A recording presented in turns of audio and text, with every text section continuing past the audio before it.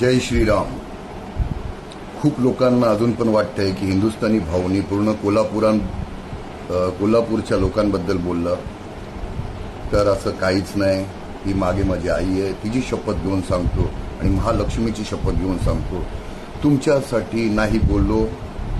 फक्त ह्याच्यामध्ये जे राजकारण करतात आहे त्यांच्यासाठी बोललो आणि खूप लवकर तुमच्या डोळ्यासमोर ते लोक येणार, त्यांचे असली चेहरे तुमच्या डोळ्यासमोर येणार, ही मी गॅरंटी देतो.